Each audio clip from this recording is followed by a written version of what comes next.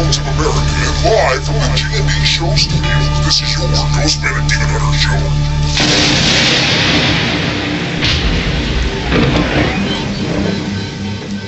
Doesn't that sound exciting to you?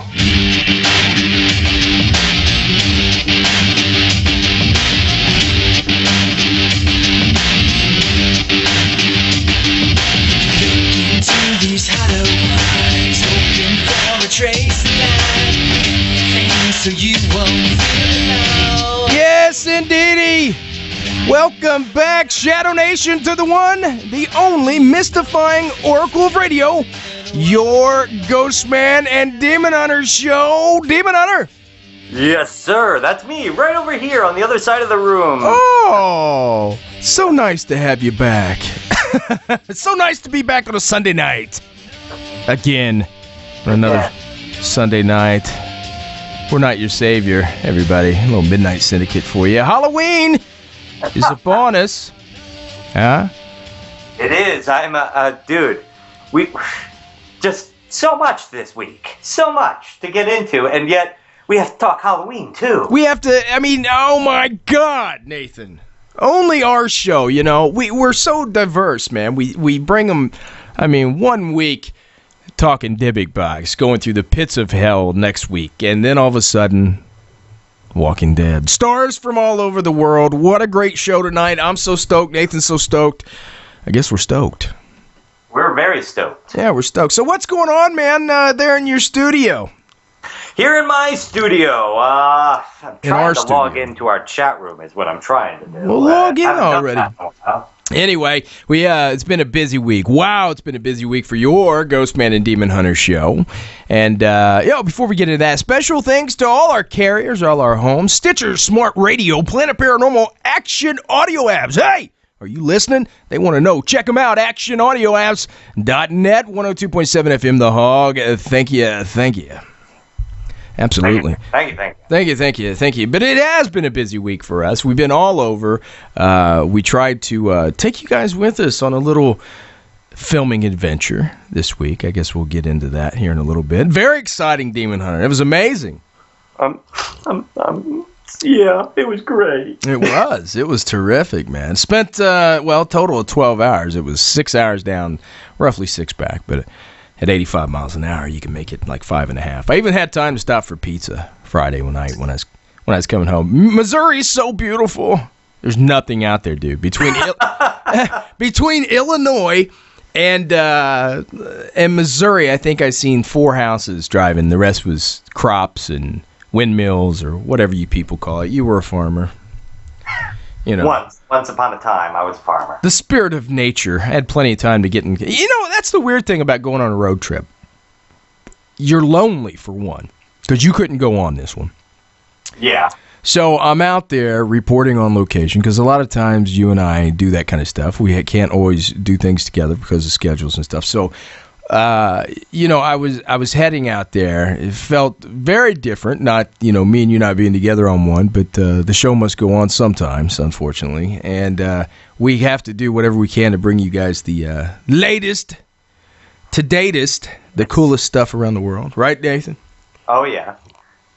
And when you say schedules, this time it wasn't our schedules for once. It was airline schedules, because we plotted something on a holiday weekend. Yes, we tried to plan G&D style last minute, which usually dealing with production companies is what we've became very familiar with. They call you like the last second. Hey, can you guys be here tomorrow at 7 a.m.? Well, where is it? Taiwan? Yeah. What do you mean you can't? We just spent $50,000 on an airline ticket. Oh, well, you can drive it. So anyway, very lonely drive. I always hate taking those drives, and when you stop somewhere, it's a lot too much time to reflect on things. You know what I mean? And I was driving out there, and I stopped in the Springfield, Illinois. Who's that the home of, Nathan? Springfield, Illinois? Yes. One of the greatest. Huh? One of the... That's the land of Lincoln. Land of Lincoln. Well, they say Illinois, the whole land of Lincoln, but Kentucky does too, Indiana. But yeah, I went out there, and the first thing I seen is welcome to Springfield. Then I see a huge water tower with Mr. Lincoln painted on the side, and it says home of Mr. Lincoln. And I didn't get to go into town, but I did stop and get gas there. So I did tread. Maybe Lincoln frequented that gas station. I don't know. Treaded the boards. Yeah, I got some beef jerky there. $20 in gas. So he could have held that exact gas pump. He could have. The throttle there. The handle. He could have kicked dust in that exact same spot you did. It was. But I was driving the old rental car, Impala, and man, was it, what a good car. But it was a nice drive. It was great to get to Kirksville, Missouri. Actual population, I think, was 3,000? Maybe less. Yeah, maybe less. I think it was less than that. I'm not sure, but I remember looking at it going, what the... You serious? And I remember walking into the stores and stuff, and I chew Skull Wintergreen pouches. And I remember here in Indiana, sometimes it's a hit or miss. Some of the places don't, carry the tobacco items or whatever. There's it's a very nice town, by the way. I'm not putting it down, but there is nothing but farmers. There's hog poop all over the floors in every establishment.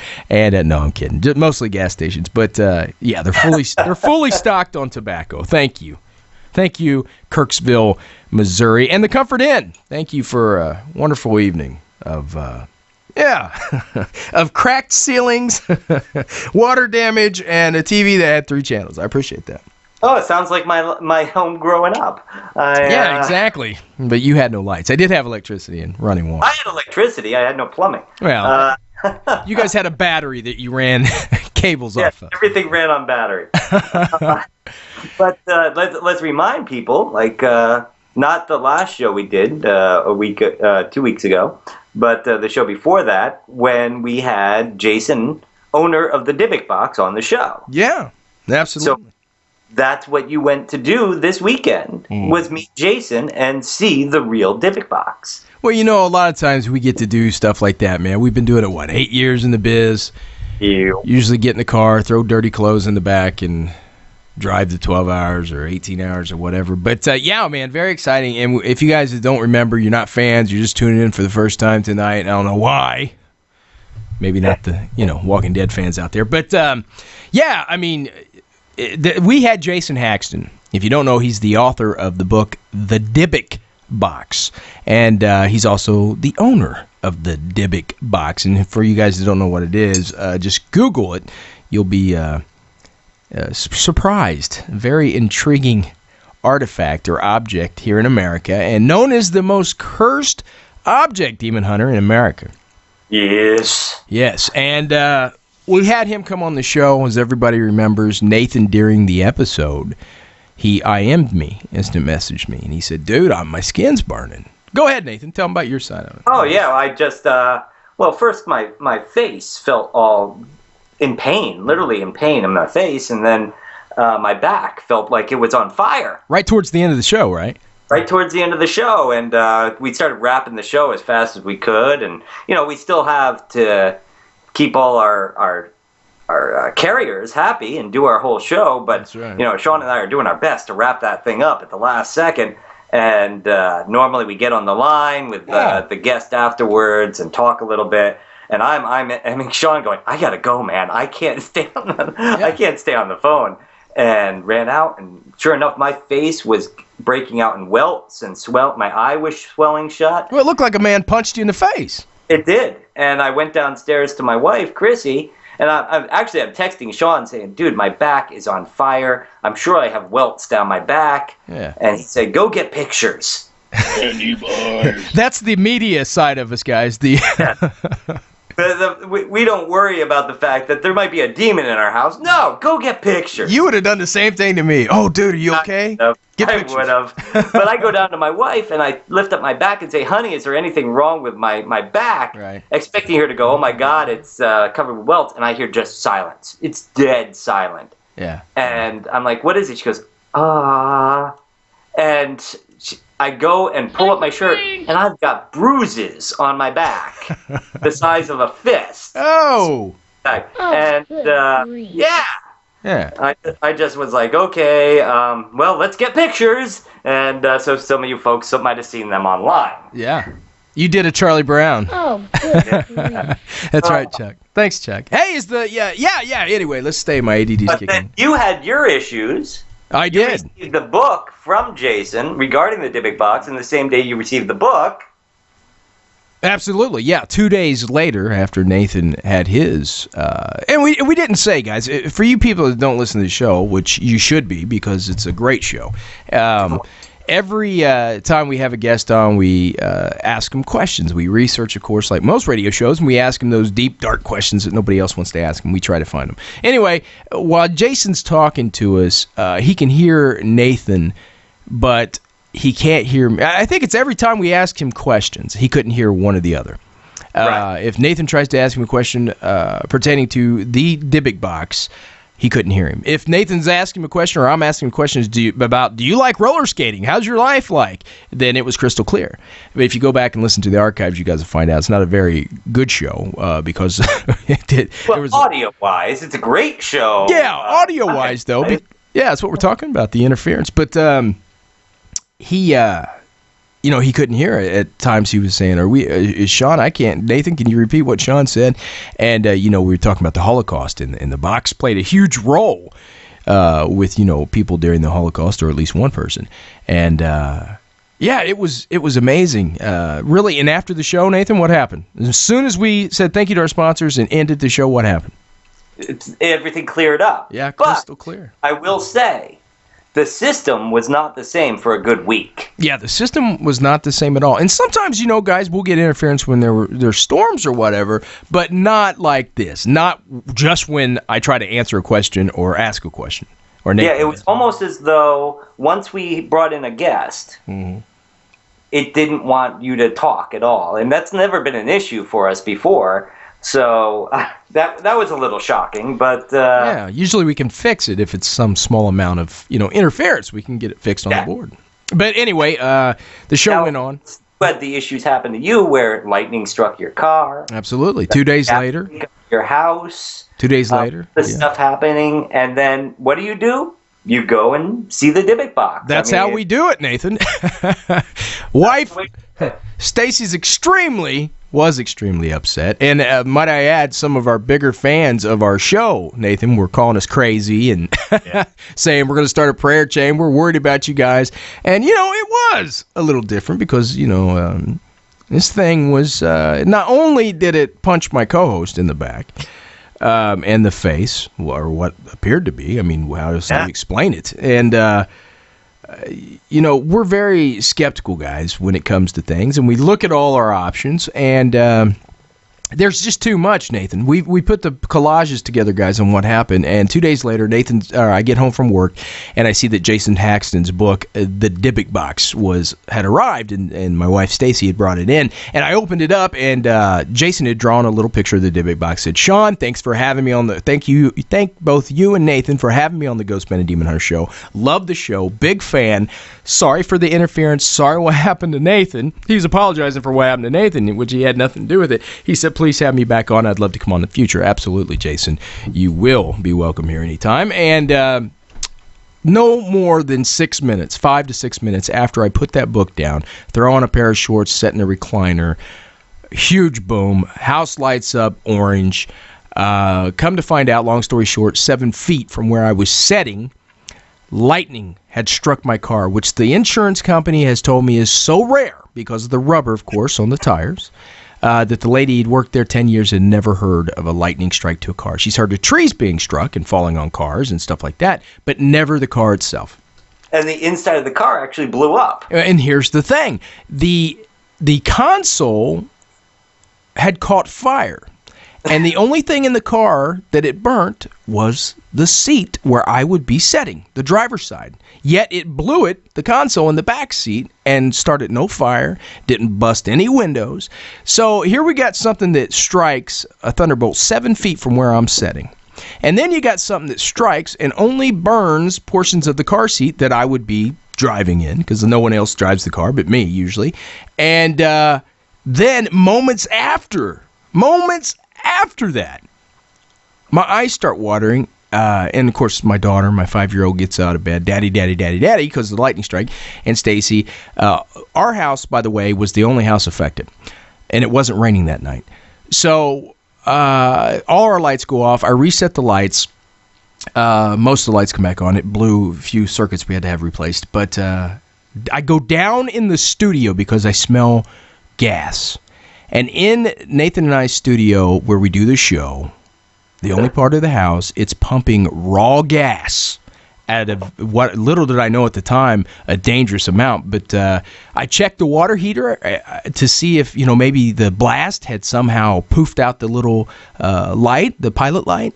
It was blaring. It was fine.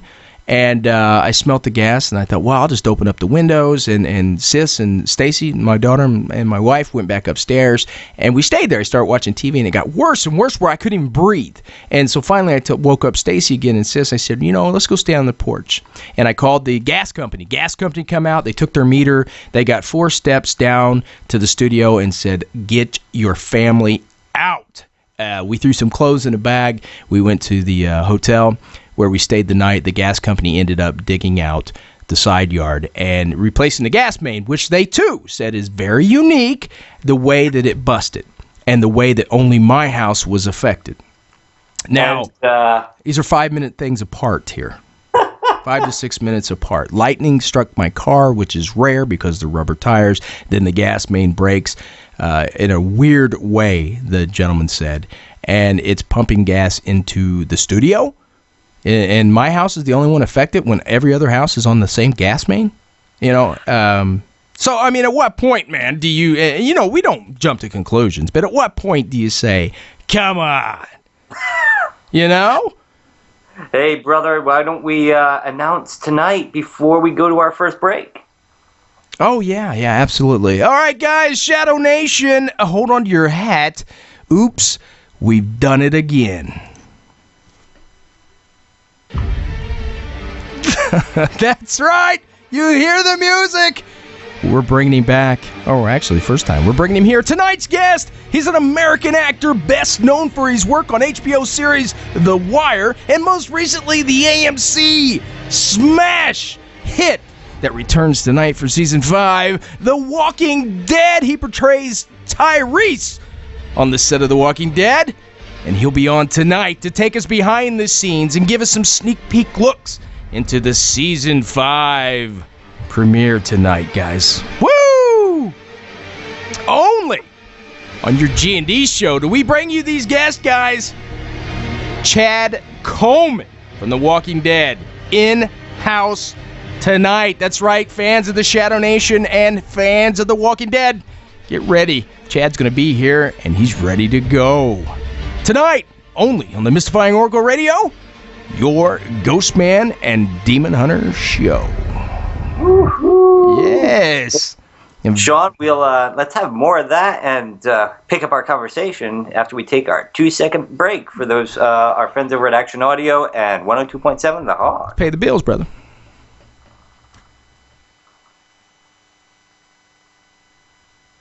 Hey, welcome back, Shadow Nation listeners around the world. This is your Mystifying Oracle Radio, the Ghostman and Demon Hunter show. So good to have you. Come on in. Good show tonight. If you guys didn't hear it, you just joined us. Actor Chad Coleman of The Walking Dead stops by tonight, giving us an inside look at, well, actually, we all got to be pretty tight-lipped, so he probably won't give us too much of the inside scoop. But he's going to tell us what goes on behind the scenes and get us ready for tonight's season premiere of Walking Dead season 5. Are you excited, Demon Hunter?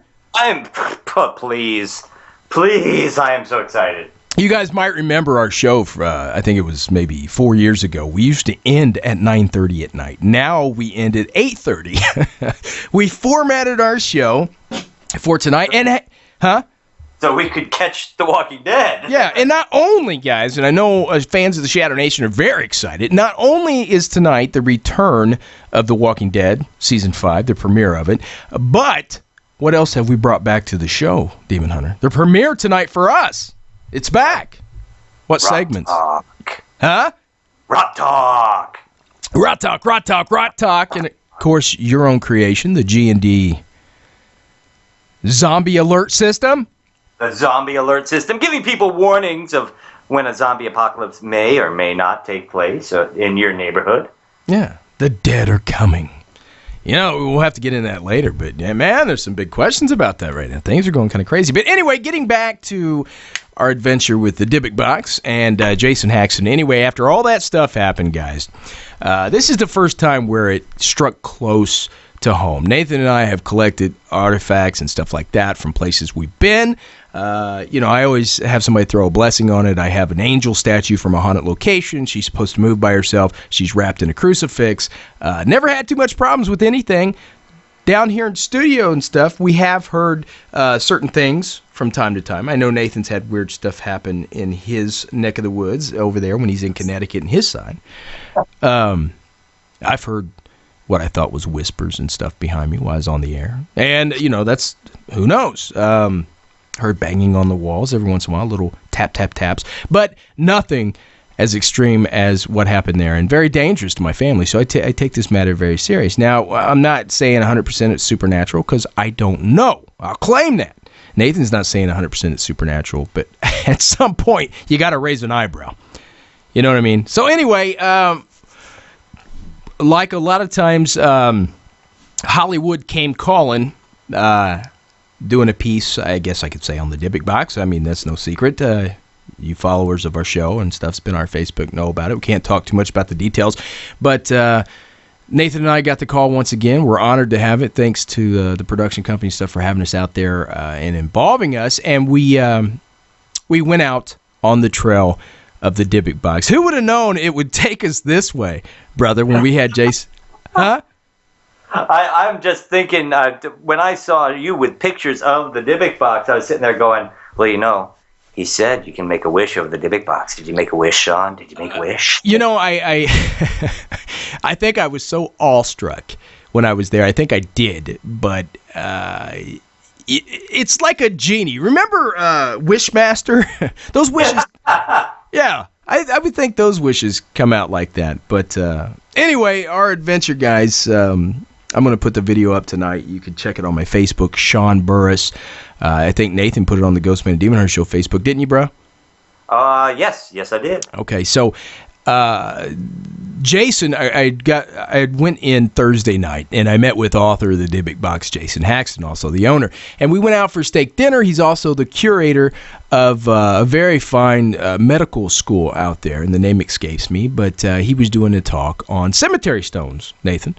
And it was really interesting, like the cut. What symbols mean and things like that. Yeah, and like the cut tree stump means, somebody's life been cut short.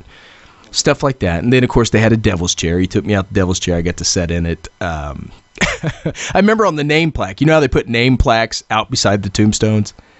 Yes. The caretaker put, "Keep off." It had no guy's name on it. It just says, "Keep off." And, of course, I had to sit on it. But, yeah, I got to... That belonged to Mr. Off. Yeah. And it was no date, but, Mr. Off was buried there. That's right, Mr. Off. But, yeah, I got to sit in there, and Nathan took me around town. He kind of showed me his theories of why he thought the Dybbuk box came back to Missouri, by some kind of force. And there was a gentleman there, and I forget the name. You guys would have to read the history. Read Jason's book, The Dybbuk Box.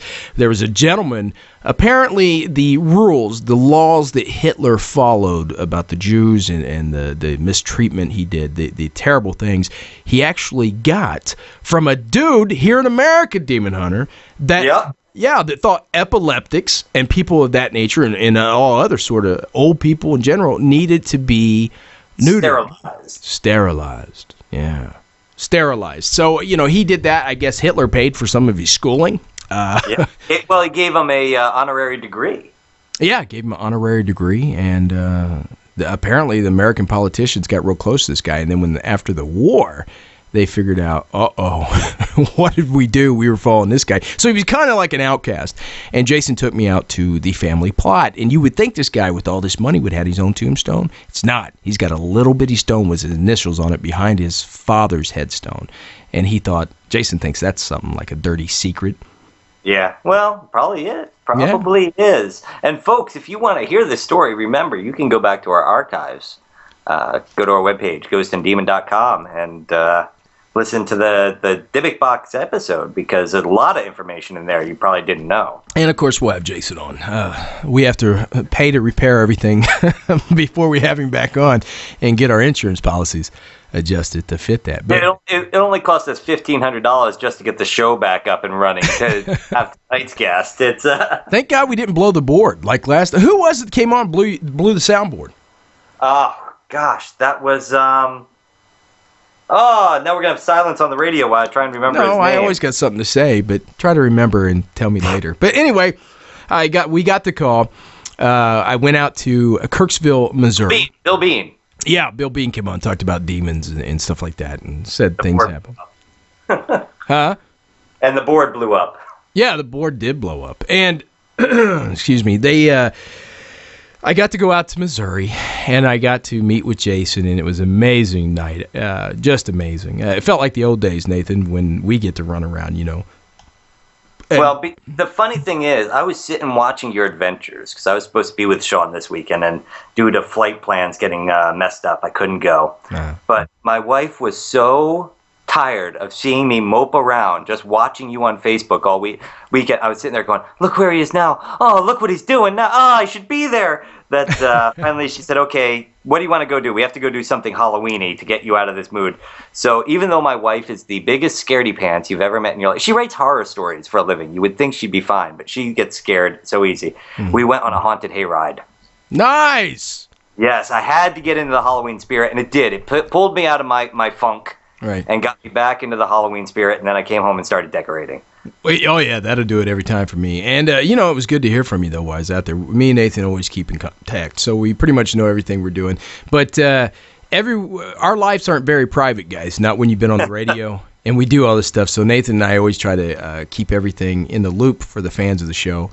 And let me tell you something. The video that we filmed was very rare. Usually people aren't allowed to take cameras where we took you guys, and I went under I went into the darkness to find the final resting place, the Dybbuk box, where it was resealed and put in the ground.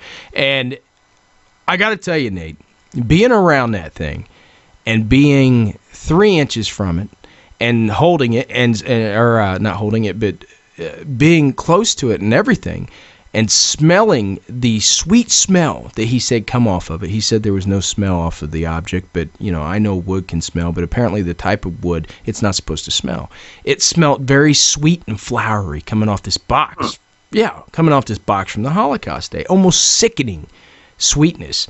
And it was so strong it'd make your eyes water. I mean, it's like somebody sprayed bathroom deodorant flower scented right in your face, So you can definitely, sometimes you're in the presence of things, and just like being at the battlefield of Gettysburg. You know what I mean? The heaviness. Yeah, you stand in Gettysburg and something's going down all around you. Exactly. And you're looking at this box, and you're looking inside it, and you see the candlestick holder and the locks of human hair that were from the Holocaust. And you think about the people they were taking off in the small wine glass, and you're just looking at it, and it looks like a very nice antique. Because you guys don't know about the Dybbuk box. The Dybbuk box was originally a wine box that they think the young lady that went through the Holocaust and lost her whole family, she was the only one to survive that they know of, and she had turned the wine box into a prayer box. And a Jewish prayer box, and she had prayer items in there, and the tablets and all that with the religious markings. And there's a prayer on the back that was used to ward off evil, and they thought that was very rare. But anyway, of course, everybody that's owned that box, guys, once again, you gotta Google it, and not to mention what's happened to us, and I guess a couple other radio show hosts, right, Nate? Yeah, other people have experienced some crazy things when interviewing Jason. Anyway, I got to go out there and talk to Jason. I was surprised when he brought down the Dybbuk stuff. And then we crawled back under the property, and he showed me a very secluded place where and you've seen how hard it was to get back there. Oh, yeah. And I didn't think you were going to fit through that tiny little hole, man. Well, I had on dress shoes, and I'm... yeah, it was your shoes, not your belly that got stuck, I know. Well, we really can't use the fat jokes no more. I'm only about 190 pounds. Just a bigger guy. So, I I went to crawl through the crawl space and everything, and I did have on these dress shoes because I had been filming all day, and my shoe kept getting stuck on there, so I literally had to take the toe and like bend it backwards to get in there. And you can't stand up. You can stand up half the way, but half the way back you got to crawl in the dirt and the nasty. And there in the back, you come up. You guys have to watch the video. You come up on this 3-inch ditch box hole that's been dug out, and inside that is a huge gray military case. And he opened it up, and there was the ark that the box would go in that had been made by the Amish and blessed by the rabbis that is believed to contain the energy around the box and the demon in the box to keep it there for years. And in it went, and down it went, and it was resealed, and I got to witness the stuff, and it was just amazing. So it was amazing to be in its presence. At the same time, I just had that feeling like, don't start again.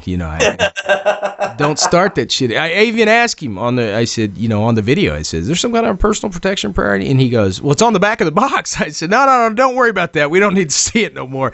But, and he had said something like, Jesus and da-da-da-da-da, and he did this for us and all that. So, I'm fine now, knock wood, come home, but not empty-handed, Demon Hunter.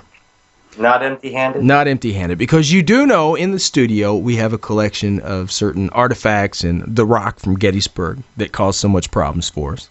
I have yours, or I have mine and Doug's, because Doug didn't want to keep his anymore. Yeah, and everybody knows we went to a place in Gettysburg where the rocks were there and they're supposed to have energy to them and stuff. And we did have a couple things happen because Gettysburg, Pennsylvania is supposed to be haunted. But doll, Jocelyn, the haunted doll. Yes, you have Jocelyn, the haunted doll. So Nathan and I collected these things over the years. Jason, and thank you very much, Jason, sent me a book. And before I left, he gave me my own Dybbuk box. Hopefully, demon not included, because and I got to tell you, Nathan, it's inside. He gave me now the actual Dybbuk box, the prayer box. Let's just say the prayer box, because Dybbuk is meant to believe a clinging spirit. Attachment, yeah. Yeah. So I took the box is still in the back of the car. Wife won't let you bring it in yet, huh? Well, you guys are hearing about this for the first time because Stacy said, I don't want to hear about it yet. She goes, I'm not ready. So I told her, whatever it is, I'll leave it out there. She said, I'm really not too excited about it right now because it scared my family, as it should have. Mm-hmm. And because our house should have blown up and killed us all, Nathan. The pilot light was going. The gas levels, I can't stress enough how extreme the gas levels were in the house. And the pilot light was burning on the water heater. The guy said we should have been dead, all of us. So... And that insurance policy I took out on you the day before it happened has nothing to do with it. Yeah. And like I said, it's fine. You want to come after me, that's fine. I know the dangers of what Nathan and I do. We've accepted that. But don't leave our families alone. Your wife, my wife, our kids, leave it alone, So Jason gave me my own box, old wine box, Dybbuk box, whatever you call it. And he actually gave me artifacts to put in it that are... the exact artifacts that are inside the Dybbuk box. So that will be joining us as soon as it's smudged, possibly blessed, and that will be joining us down here in studio. My dream is to take the box and put it in some kind of glass casing and put it next to his book and a poster of The Possession, a small poster of The Possession. Awesome. Anybody never seen that movie? It was really good. But that was my adventure. We were in the presence of true evil. I believe that. And you always know something has... it came out of the Holocaust, dude. Even if there is nothing in it and you don't buy into that, it's seen some wicked stuff. So, anyway, Demon Hunter. GhostMan. Without further ado, we are at 7:34. We still got a few minutes if you'd like to discuss your Halloween prep. Well, I could do that, but we could go straight to the news. You want to wait for the... You want to wait till the break or stop halfway through? It doesn't matter. We can wait for the break before we go to news. Anyway, Halloween party coming up, the Burrs Bash, October 25th. And I've been out all day fixing this thing up. I've showed you the pictures, man. You seen these decorations I'm doing? It's insane, man. You're pretty much doing your own house haunt. Yeah, sort of, and I really dig that. A haunter, man, a home haunter. Yeah, I dig that more building this stuff than I think I do drinking beer at the party. So...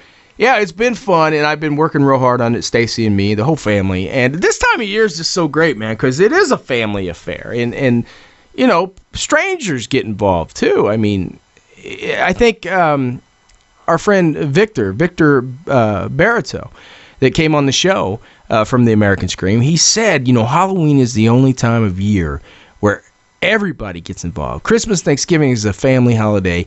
Halloween is open to others, you know, sharing in each other's joy and light and the dark time of year in the history. So, yeah, man, I'm very excited about this year.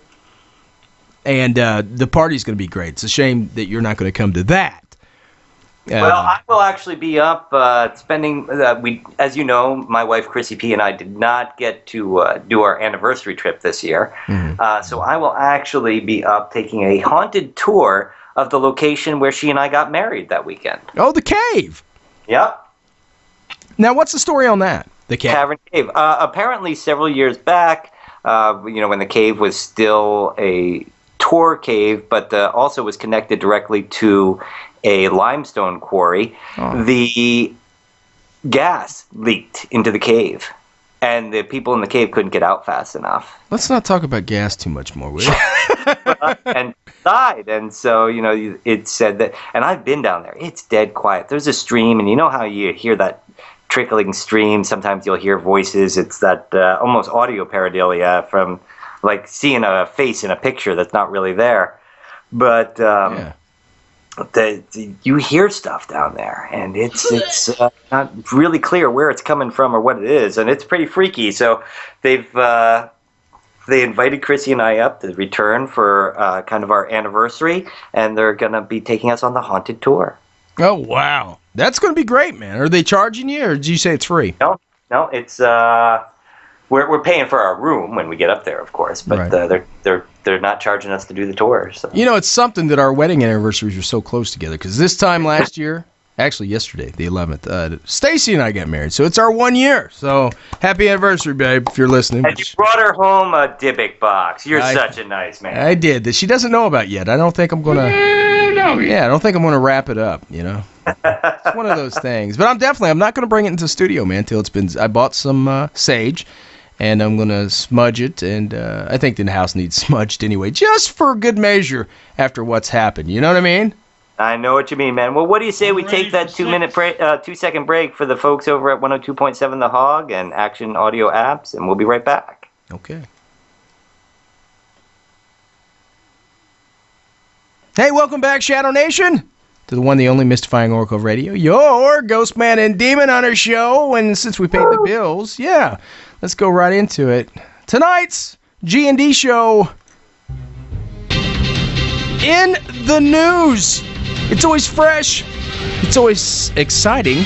It's fun and mostly new. And it's straight from the G&D show vault. It starts right. Ow. Ooh, that drowned you out. But he said now, folks. I got the end of the ow.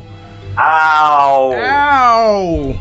The end of the ow is what I got. Ow. Yeah. Yeah. Very excited about it. Each week, Demon Hunter, we bring him new news stories, or try to. You want me to lead us off? Am I up to bat? Sure, folks. Just remember that this is the G&D in the news, which means Sean and I pick the news right out of the paper. We don't read the stories first. We just take the titles we like. That means there's a lot of mistakes, and every time we make a mistake, you take a drink. That's a G&D drinking game. Since we make a lot of mistakes, we do recommend that if you're listening to us while driving, don't play the G&D drinking game. And if you're planning on doing anything important tonight, like propose to your one and only, please listen responsibly. I'm ready for sex. Yes. Because you won't be getting any of that if you get drunk tonight. That's right. First story, guys, up the bat. G&D show news, straight out the vaults. Crematorium fire caused by 500-pound body in Virginia. You guys interested? I am. Yeah, here goes. It takes 2 to 3 hours to burn the average body in a crematorium, but it only takes minutes for a 500-pound body to burn the roof off a crematorium. Yeah, I like that. A fire that lit up the roof of the crematorium in Henrico County, Virginia, was caused by the corpse of an obese man that got way too hot in the furnace. Jerry Hendricks. He got hot in the furnace, Demon Hunter. That happens to the bad people. Yeah, well, you've been around that, so you can talk a little bit. Oh, I used to repair those furnaces. My job was to crawl into them and patch them. Ooh, that's a Yeah, I've had some crazy jobs. It's a nasty job. You should call you should call Mike Rowe. I go with you. Jerry Hendricks, a manager at the Southside Cremation Services, says he'd never worked with a body that large in his 20 years on the job. The body generated enough heat that the firefighters said the rubber roofing near the smokestack was ignited. When the person is too heavy, the guy running the crematorium needs to not have continuous heat coming down on the body. Emery Stanford, a worker at another local crematorium, told the WTKR news team. Otherwise, it would get too hot. Of course it would get too hot. Anyway, guys, the body of an average-sized adult takes 2 or 3 hours to cremate in a 2,000-degree crematorium. According to the Cremation Society of Virginia's website, larger bodies take longer. According to the station, Lynn Helmick, the deputy executive director of the boards of funeral directors and embalmers, said cremation facilities do undergo state inspections. However, she was unable to provide details into the last time Southside Cremation Services was inspected. Well, those places do, those machines cost a lot, Sean, so they do keep them running pretty well, because if they go down, that's a lot of money to repair them. So I got a feeling we are just looking at a larger than average body burning, and that much, and those things burn so hot. It's, I think we used to keep ours at about 1,800 degrees. Wow. Yeah, because when they burn, they have to burn hot enough to actually burn the smoke. So when you drive past a crematorium, you do not see, smoke coming out of the chimney. All you see is that little heat ruffle coming out of the top. Yeah. Because they burn so hot, they want to keep all that they don't want anything polluting the air. So they burn at like 16 to 1,800 degrees, and there's actually more burners inside the chimney to keep burning the smoke. So remember, I always think that's going to be like Return of the Living Dead, when they burn the body and the smoke comes out and it starts that acid rain and it infects the rest of the cemeteries. Oh yeah, I remember that. Oh, those were the days. Those were the good days. That's when you worked there, the zombie attacks. Yeah, well, that's why I kept those zombie attacks in check. You kept us safe. Yes, that was my job. Hey, man, police arrest a tar-covered man in a gas station roof. Oh! I don't know why he was tar-covered. Let's find out. Let's find out together. This comes to us from AP, Associated Press. Daytona Beach, Florida. When police in Daytona Beach, Florida, found a man covered in tar on the roof of a closed gas station before dawn, they told him he was visiting family. They didn't believe it. The Daytona News Journal reported Thursday the 30-year-old man then tried to cover himself, convince officers he was a repairman who was atop the Sunco station at 3 a.m. By the way, folks, two mistakes there. Have a drink. Tuesday, because he heard the air conditioner making noise. The officers didn't believe that one either. Finally, police say he told them he has been sleeping on the roof and had smeared himself with tar so they wouldn't see him. What, the helicopters or what? Yes. Police say that since he had been he had a prying tool with him. Have another drink, folks. They think he was was a would-be burglar and arrested him for attempted burglary of an unoccupied structure. Oh, great. Possession of burglary tools and criminal mischief. Well, first of all, if he was, why would you break into a abandoned gas station? Two, this gives a whole new meaning to tar and feathering. Why did he sleep on the roof? Couldn't he afford like a Motel 6 or something? Well, I guess if he was homeless, he couldn't, but he didn't even try. Those were just some lame excuses. Yeah, they leave the light on for you. I mean, no. Yeah, but they still expect to get paid. Well, yeah, that's true. So is that it? Tar-covered man, he got arrested? Hey, Tarkin man got arrested. It sounded like it would be funnier when I looked it up. No, it does. Indianapolis Airport debuts customer service robot, Demon Hunter. Really? Of course, it happened Thursday when I was driving to Missouri. Yeah. Instead of taking a plane. Yeah, I'd never heard about this. A new customer service robot. Oh, thanks to our friends for the Associated Press for this one. A new customer service robot has started roaming around the passenger terminal of Indianapolis International Airport. The robot was rolled out Thursday with a staffer guiding it remotely around the baggage claim areas, greeting travelers and looking for anyone who needed assistance. The robot looks like a miniature Segway. This is great. My folks can't even figure out how to book a reservation. Now they got to talk to a robot. You know what I'm saying? The robot looks like a miniature Segway, but with a blue customer service shirt and an interactive iPod on top showing the face of the employee piloting it.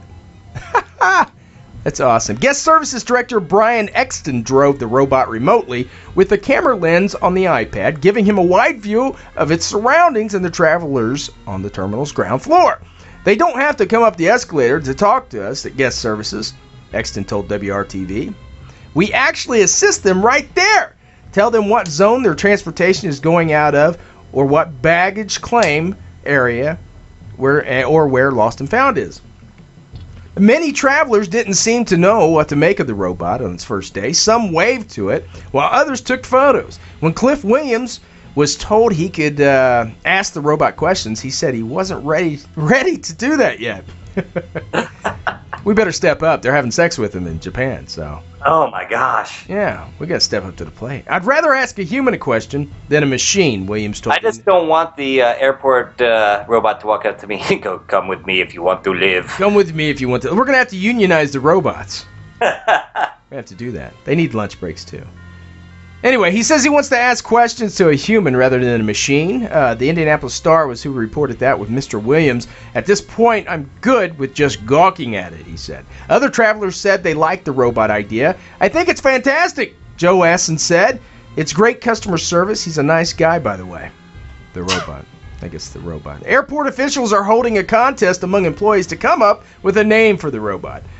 The robot also will be used when the guest desk is closed. Robots taking away. See, this is the problem, Sean. This is a test run. They're going to replace all airport employees with robots. See? There it goes. We're out of there. Pretty soon, though, the robot will go nuts and strangle somebody, and they'll have to... It's gained consciousness. It's yes, the Lost and Found is die! Pull out its laser beam out of its eyes. The robot also will be used to replace the guest desk, of course. That counter is staffed from 5 a.m. until 11 p.m. Sunday through Friday and 5 a.m. to 9 p.m. on Saturday. It's got to be better than the people who work there now. Their personalities suck. Anyway, airport spokesman Cario Baroli said the robot, drink up guys, said the robot will be tried out in different parts of the passenger terminal. We've experimented with it at the gates and other places, he said. It seems especially useful, drink up guys, to people who want to know where to catch taxis or shuttle buses. So there you go. How long until the ticket counters are gone all the time? They already have kiosks. That's true. Mm-hmm. Uh-huh. So, sooner or later, everybody's going to be gone. You're right. No sick days, no vacation time. Yeah, it's just a matter of time, man. Pretty soon you'll go into McDonald's and there'll be a little keypad there and a robot will bring you your meal too. Yeah, and I'm sure it'll mess up its orders just like they do the TV. Well, yeah, it'll be programmed to do that so you get that real-life McDonald's experience. See? There you go, buddy. There you go. Hey, dude, a masked bandit apologized and kissed a couple after robbing them. Oh, this was not in the United States. Actually, no, you're right, it wasn't. Actually, it was in Guam. A masked gunman in Guam apologized to two employees of a small casino and hugged and kissed them before fleeing with more than $5,000. The man wearing a camouflage baseball cap and a black ski mask entered the Lucky Land gaming room Wednesday night with a silver handgun, sending between 6 to 8 customers screaming to the exits, the Pacific Daily News reported. The video shows the gunman approaching the office window where employee Genevieve Santos, Drink up. 23, was working, and her boyfriend, Jan, I'm going to say Jan, Olivares, Yawn. have a drink, 24, an off-duty employee was hanging out. The masked man demanded the money and told Santos, and Santos said the video footage shows him stuffing the cash into a bag. Boy, people are getting drunk on this one. Before demanding access to the office. He said if he didn't open the door, he was going to shoot, so I had no choice. She said, sorry. Have another drink. Yeah. Inside, he continued to grab cash and took Olivares' wallet, which contained $200 and his ID. Santos said she couldn't stop crying, which prompted the bandit to wrap the couple in a hug, then kissed Olivares on the neck and Santos on the forehead. Santos said he apologized, saying, "I'm sorry, you were the ones working." When she told the robber they didn't have money to renew her boyfriend's license, he returned the ID and gave him $7. Wow. So did he go to prison or anything? No, but it doesn't say they caught him. What a nice guy. What a nice thief. Yeah. Isn't it? That just, but that's my news, Sean. That's it. In the news, Demon Hunter. You know what time it is. It's time for the premiere of The season premiere. GhostMan and Demon Hunter show. Hi, this is Matt Milk from the Zombie Research Society, and here's your weekly update from the G&D Zombie Alert System. Now back to you, Sean and Nate. Gotta keep him safe, Demon Hunter. That's right. Hey, folks, you know Sean and I work hard scanning the internet weekly. The CDC, the World Health Organization, and many more places. NOAA, oceanographic, everything, just to try and keep track of oil spills, chemical spills, diseases that could come out that could cause you to possibly face a zombie apocalypse. See? They say it can't happen, but hey, they said Ebola would never come to America. And because Ebola is now in America, we have reached the state of guarded, folks. We are. That's right. Only in America could we have every drug under the sun to protect ourselves, and we allow a disease like this to come into our country. Sightings now not only in Dallas, Sean, but in Boston, possibly. No.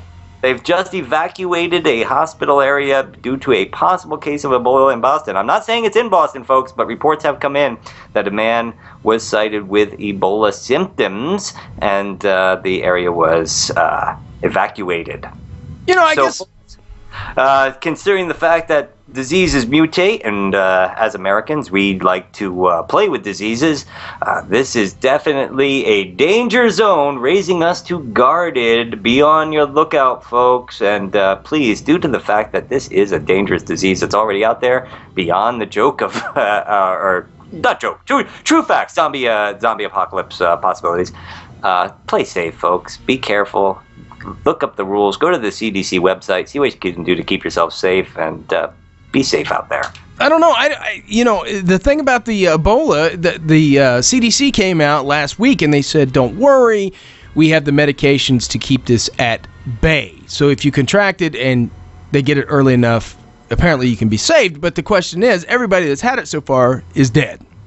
Yeah, and the fact of the matter is, if it gets out to the population of people who don't have the money to go to the doctors when they start showing signs and don't know what the signs are, that's how you get plague started. Yeah, and then all you need to do is get the guys on PCP again. They start ripping people's faces off, then the disease is transmitted through saliva, through bodily fluids.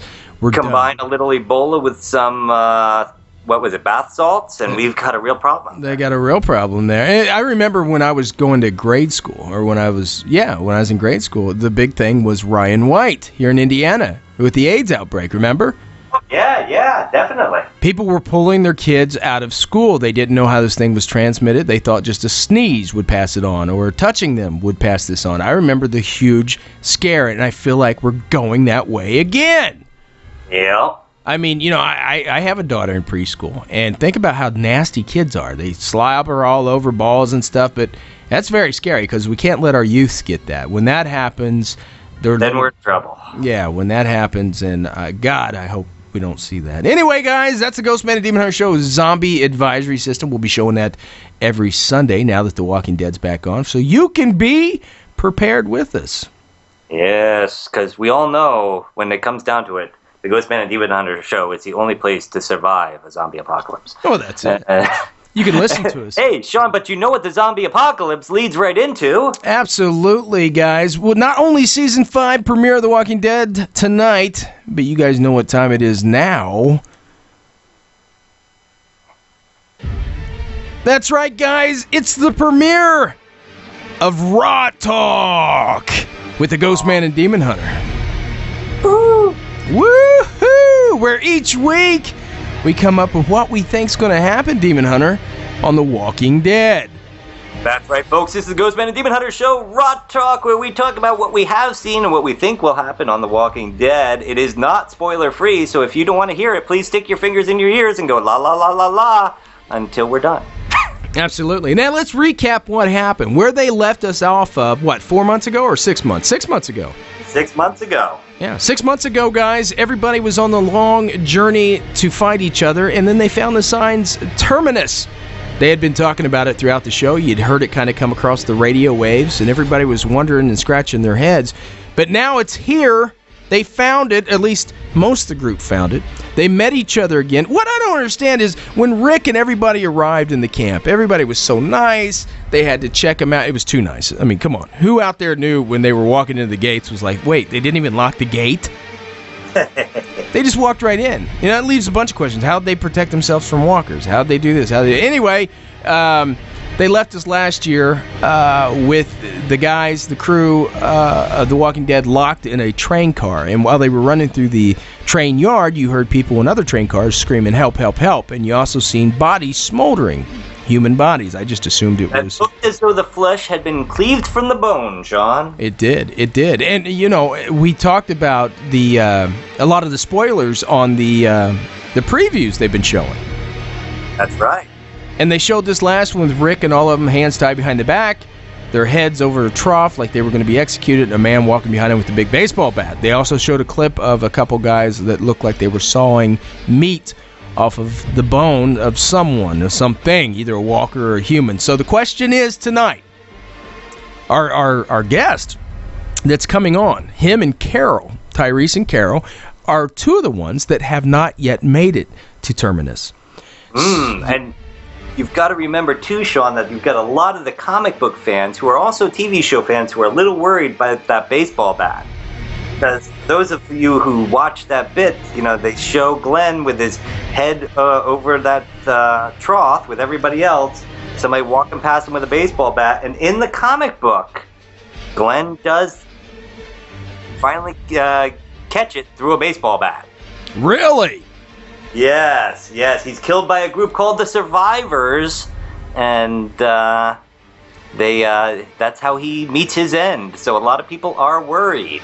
Well, I don't know. If you remember last year when Rick and Carol went out to try and find supplies, and Rick was really getting ready to tell Carol she had to go out on her own, they met up with that young couple. If you look in that trailer, the young man at the very end of the trough, that's the young man from that met up with them on the trip. Yes, it is. Yes, so, I mean, there's definitely some joining up here. And the producers of the shows have said, expect some major characters to die early on. Absolutely. So the mystery... It's completely possible for the major characters to lose it early on. So people are worried about Glenn right now. They're worried about Glenn. Now, I know there's also some talk about the new villain that's supposed to trump the governor. I guess he executes with a baseball bat, too. Which is, if his name happens to be Negan, we're in some real trouble. Negan. Why? Who was Negan? The one that kills Glenn. How'd you find that out? Well, because I'm also a fan of the comic book. But right. Remember, the TV show and the comic book have split apart on several occasions. Yeah, and of course, Negan, like you said, is the new guy. I think you told me about him. Probably. So that's it in a nutshell. Rot Talk. Demon Hunter, real quick, what do you think happens tonight? Hunt or be hunted? The Walking Dead Season 5 premiere. What's going to happen? I think that we're going to see some some quick turnaround by Rick's cleverness to save these folks and give them a chance to get away. But I do think that we'll probably see a few of the major characters now get split up yet again, because if this is Negan or whoever is running Terminus isn't going to let just everybody up and leave to get this guy back to Washington, D.C., you might see another split season where one group is held hostage while the other group has to go out and fight for their lives. And you got to remember, tonight's guest, actor Chad Coleman, Tyrese on the show, is still coming to Terminus. So who knows what he's going to bring.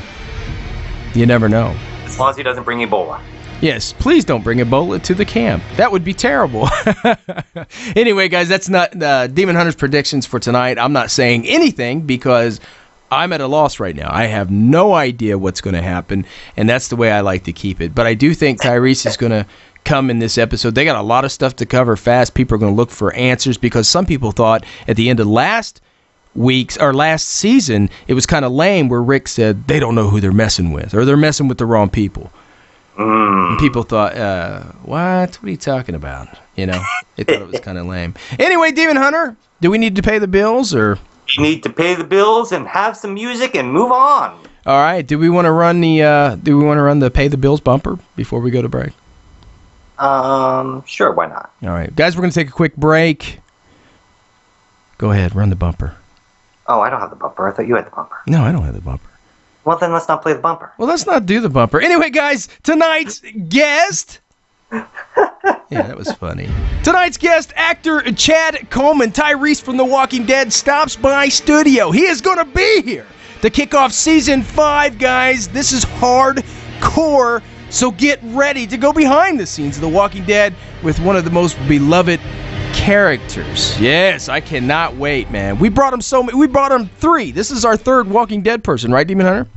Yeah, why aren't we on Talking Dead yet? I tell you, we will have to ask him about that when he comes on the show. Yeah, why aren't we on there? Maybe he'll give us a... He can get us on. Yeah, maybe. Tonight's band, Demon Hunter, Distemper, the name of the song, At Dawn. Guys, we'll be right back.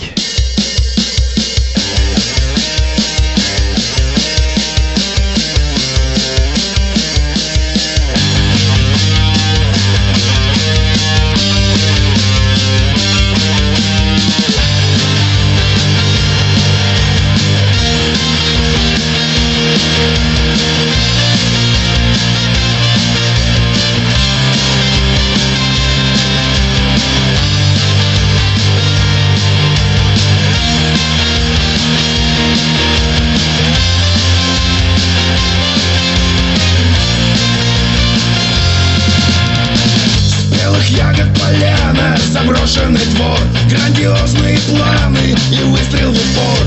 Не увидишь заранее, что ждет впереди. Это страшная тайна, лишь давит другие. Океан волны стенет, как загнанный зверь. Жизнь кому-то изменит, закрытая дверь. Настоящие чувства и слез серебро. Знаешь, это искусство посеять добро.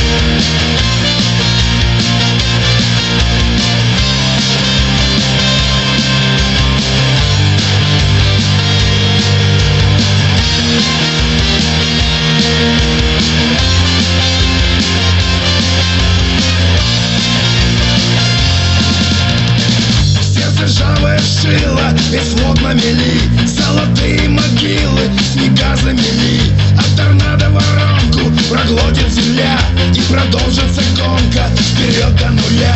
Под капотом взорвется табун лошадей, пожиратель эмоций усталых людей. Но куда бы ни ехал, тупик меня ждет, внутри мозга помеха, лететь не дает.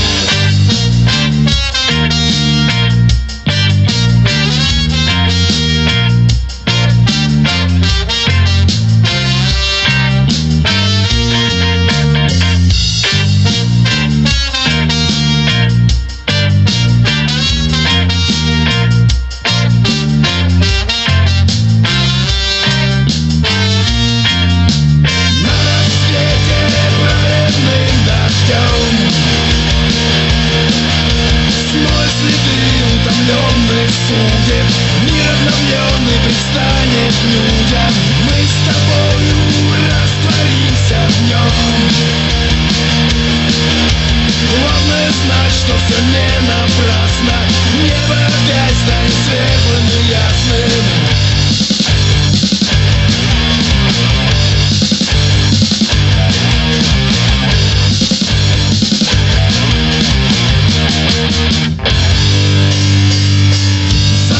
Смеяться фальшивых богов, мы спешим наглотаться запретных плодов. Но в холодной пустыне не снять урожай, без любви все застынет, как не угрожает. Плодородные почвы убит кислотой, мы живем днем и ночью надеждой одной. Пусть соленые слезы прольются дождем, ураганы и грозы мы переживем. На рассвете проливным дождем смоет следы утомленных судеб. Мир обновленный предстанет людям. Мы с тобою растворимся в нем. Главное знать, что все не напрасно. Небо опять станет светлым и ясным.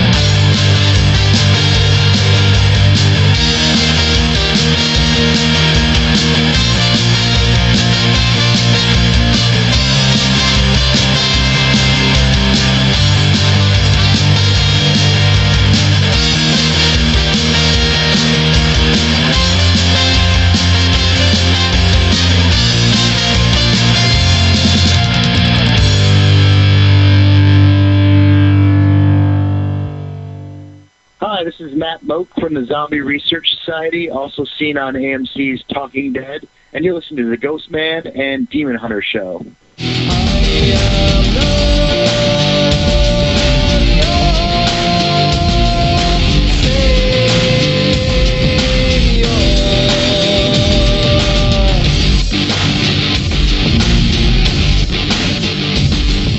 Hey, welcome back, Shadow Nation, to the one and the only mystifying Oracle of Radio, your Ghostman and Demon Hunter show. We got a hot one tonight's guest. He's an American actor best known for his work on the HBO series The Wire, and most recently, the smash AMC classic, The Walking Dead portrayal of Tyrese. Help us welcome Mr. Chad Coleman to the studio. Chad, what's up, buddy?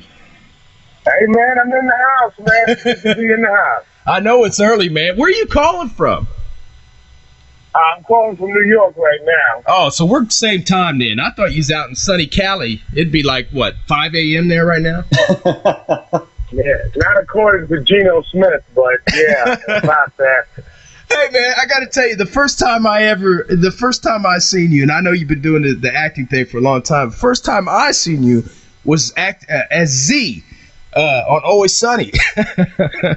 Oh, my God, what an introduction. Hey, man, that was classic. I loved it. Oh, man, it was a lot of fun playing with those guys. They, at one point, I had done a pilot with them for Fox. It was going to be a network show for them. Yeah. Called Boldly Going Nowhere as a comedy, and that's when they found out. They were huge fans of The Wire, especially Charlie Day, and that's when they found out I could do comedy. And then they say, hey, come and do, since that show didn't go, come and do Always Sunny with us. So I always try to get in there a couple times a year, you know, each season anyway. Yeah, those are good people, man. I gotta say, Chad, I gotta say when my roommates saw that you were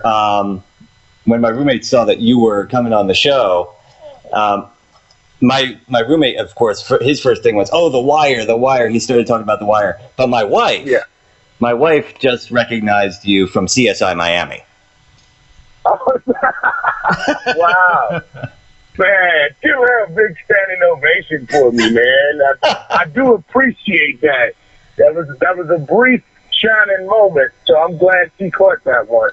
I thought you was going to say Criminal Minds. Well, she's a big fan of Criminal Minds, too. Those are all her kind of shows, but she has every face from CSI Miami burned into her brain. Speaking of which, I loved you on Burn Notice. Oh, wow, yeah, wow. That was the beardless Chad. Man, yeah, that was fun, too.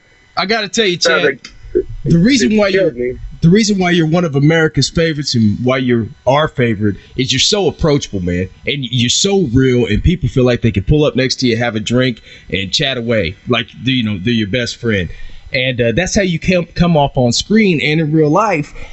And I was just going to ask, as a kid from Richmond, Virginia, into track and field, all the stuff you did, man, and thanks for your service, by the way. You were in the United States Army between 85 and 89, man. Thank you. Absolutely. Amazing time, too. Yeah. How did you get started, man? How does a solid guy like you all of a sudden get into the thing and say, I'm going to do this? You know what I'm saying? Oh, well, it started early. It started real early. By the time I was a sophomore in high school, I knew this is what I wanted to do with my life. And, it was a gift. It was a gift. I think I started out really loving language. I loved reading Dr. Seuss, and it moved from there to the Scholastic magazine in school, to play in the back. For whatever reason, because it was inside me, I would always try to do it for real, and everybody's looking at me like I'm crazy. But it was just a gift. It was just inside me. And, then I moved along, and as I was actually accepted into NYU for theater, but long story short, Ronald Reagan kind of screwed me out of that full scholarship to NYU. Yeah. So I ended up going to Virginia Commonwealth University for a year, but I wanted to be in New York so bad, I went into the military. When I went into the military is when I started lifting weights, and that's when the size came from. And you didn't stop. I was a little dude. And as a senior, I looked like an 8th grader in high school. Wow. I wasn't a big dude. I had a big mouth, but I wasn't a big dude, man. Wow, because I was going to say, you're huge, man. So you started lifting, didn't stop. Yeah, it's one of those things, man, when you're small, you can't see what's going down, and then somebody called on like the barracks phone, and I was at the end of the hall, and I heard him say, he said, "Oh, you talking about Big Chad?" I was like, "Who is Big Chad?" I was like, "Oh, that's me." Okay, and then then I realized, I was like, "Oh, okay, I got the size on you, man." Yeah, but it's believe funny me, when you're small and you can't see it. I obviously see it now, but. I understand that completely. Among my friends and especially my family, I'm the smallest guy in the group, where I always was. And a couple of years ago, there was a wedding, and we went to the wedding, and I stood in the middle of the picture and realized I stretched my arms out and wrapped my arms around like everybody in the picture. And they took the picture, and I realized now I'm bigger than everybody.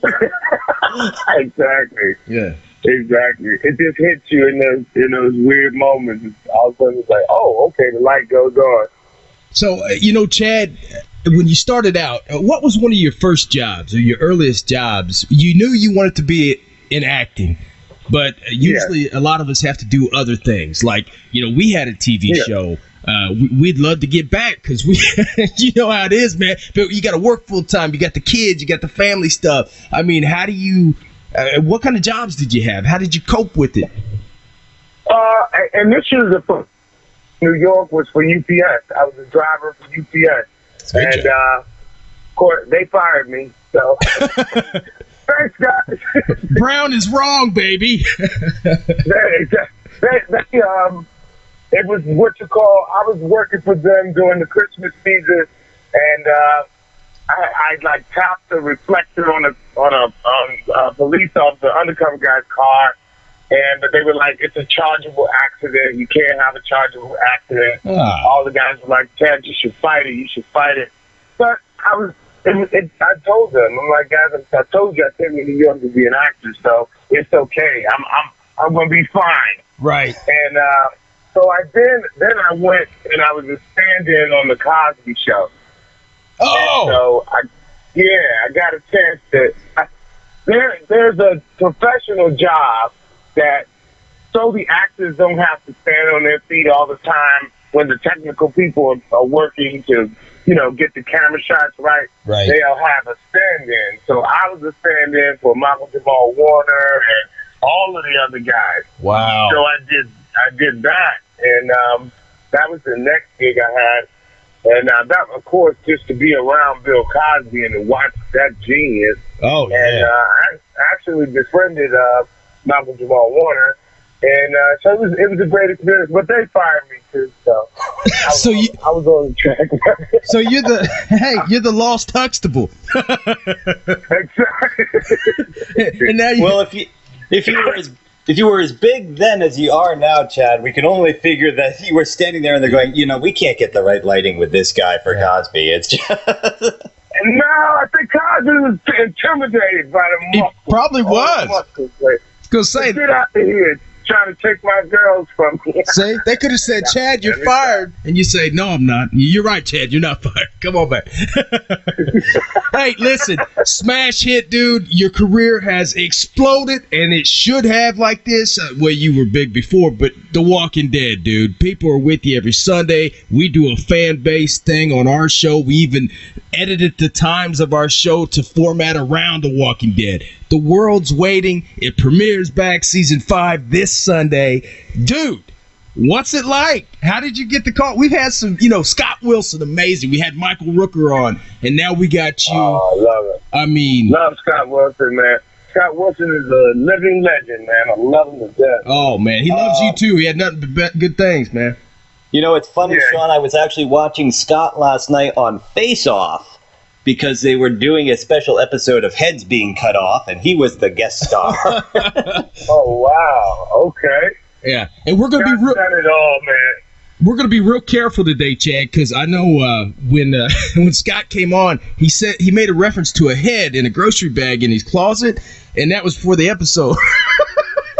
Oh my God! But it was blended in there where we kind of edited around it, so it was cool. It was better than. I was telling Chad before, it was better than when we had Michael on, and I made the crack. So, Michael, what are people going to think when you die tonight? And he died. Yeah. Wow. And so we're avoiding all questions about death this evening, except The Walking Dead itself. Yeah. Okay. Let's steer clear. That's it. What's it like, Chad? What's it like, man? It's like being at an amusement park, bro. It's a hell of a ride. It's the most fun I've ever had. It's rock star kind of stuff, man. It's pretty incredible. I can't imagine, man. What's it like out there? Are you ever going to get off the railroad tracks, man? I guess you can't say, but well, no, you guys saw the promo, so the promo gave away something. Gave away a lot. We are going to be reunited. Right. It's how we get reunited is what I can't speak on. Right. But we will be reunited. That'll be one of the few warm and fuzzy moments on the show. Yeah. This season. So that does happen, and it's pretty amazing how it all goes down. But we do have a reunion. We do get back together, and of course, all hell breaks loose again. So yeah. I gotta say, Chad, when Walking Dead first came out, and over the last several seasons, every time the new season is coming around, yeah, I don't know, they are really tough on how strict they are on not letting any secrets leak out. But this year, the promos seemed like everybody was sending around going, these promos are not spoiler free. Right. To a certain, that's correct. To a certain degree, which tells you then guess what you don't know? If we're willing to give that up, you know, guess what's coming? That's what that's about. It's so unrelenting, and it's just foot on the gas, and there's so much going on. They could afford to drop those things. So it's going to be unreal. It's bigger than anything we've done. That's the truth. No hype or exaggeration needed. You should see the boards, Ted. People are, I mean, rumors always flying around. I heard yesterday there was a Walking Dead chat site. Somebody said this season we're going to have a gay man character, that someone's going to come out and say that he is in fact homosexual, and that somebody in the group, and there was a big thing about that, and I was watching the people talk about it, and then somebody said Daryl's going to be dead, somebody said you're dead, somebody said the whole group's dead, and I was listening to all this going, you people don't know nothing. And I honestly think that it's all these leaks are hoaxes by the production company to really get people hooked on, but they don't get it. We're already hooked. That's right. Wow. Hey, listen, I couldn't call that shot, but that would be a hell of an approach to try to continue to drum up business.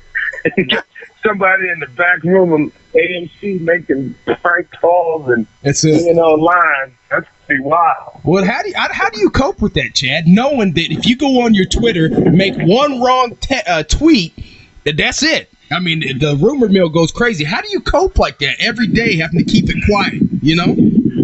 Yeah. You know what, man? I mean, I engage the fans, and I definitely am a proponent of social media.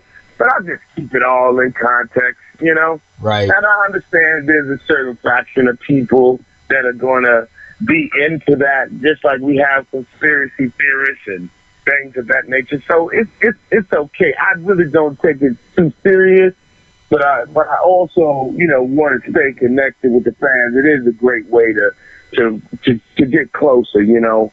So I want to respect that part of it, and just I leave the rest of it alone, you know? Yeah. I don't like people that specifically, I mean, why would you want to spoil it? I'm like, come on. I mean, don't you want the fullest experience you can have? Yeah. But we live in America, man, so. That's it. People can't wait.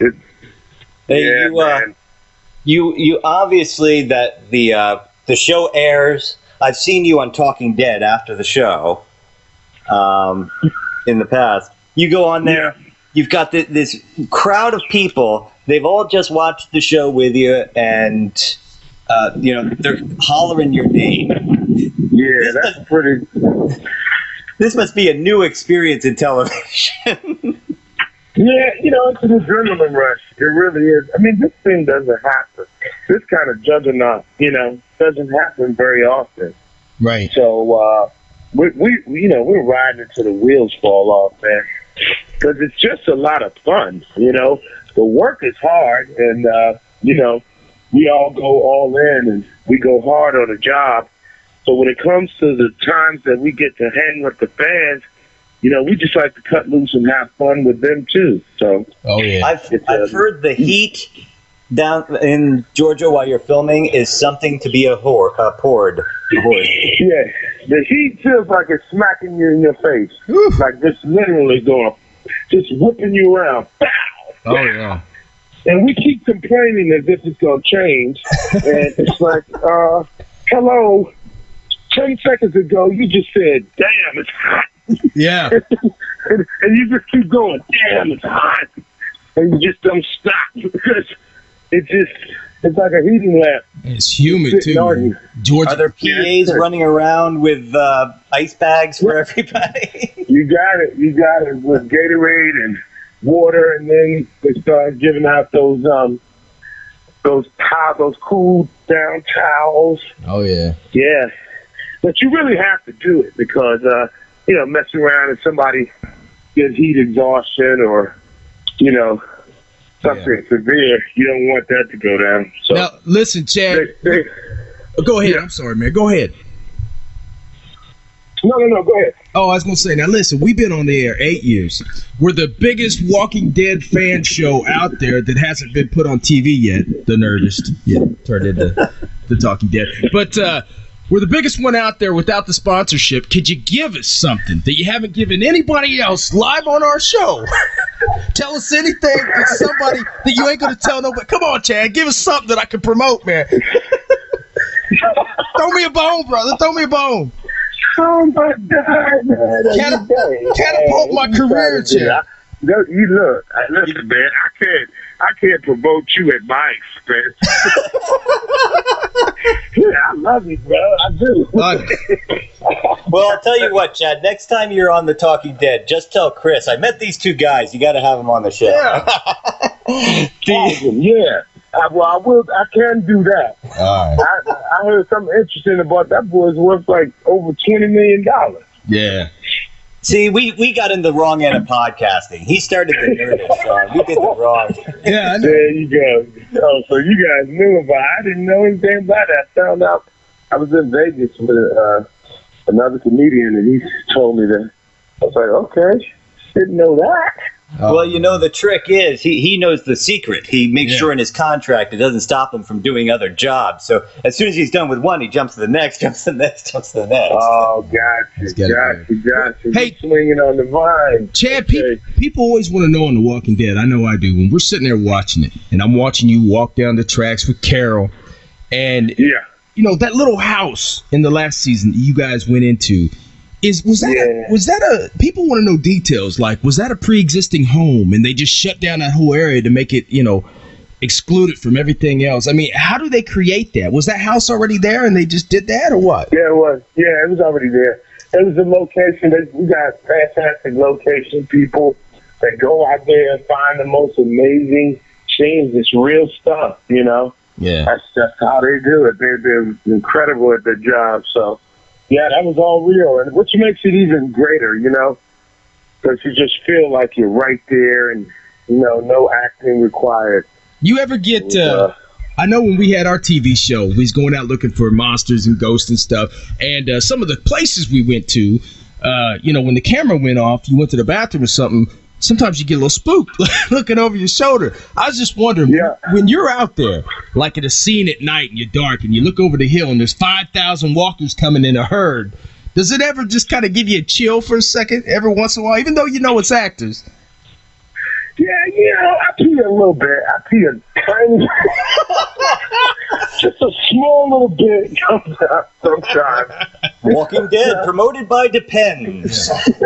See, Chad Coleman said he peed his pants live on our show, everybody. I can promote that. See?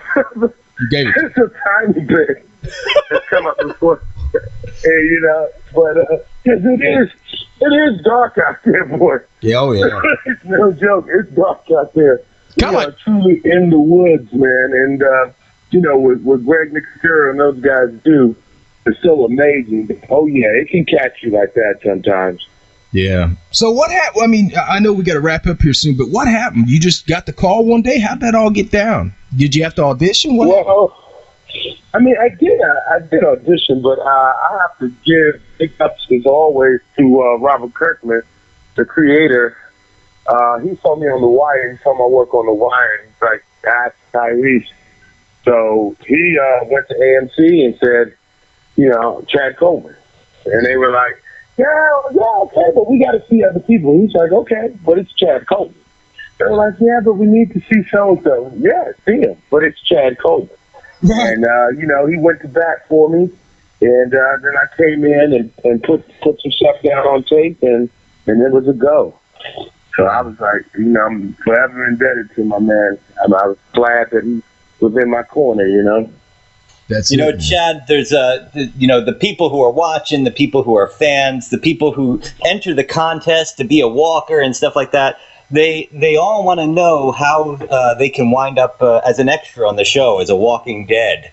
Do they actually like do different rounds of interviews or auditions to be dead, or do they just use the same people over and over again? No, I mean, it's open. You just have to go. I was told the best thing to do is Google The Walking Dead Atlanta casting, and then there's a link where you can request to be a walker, and then they just call you.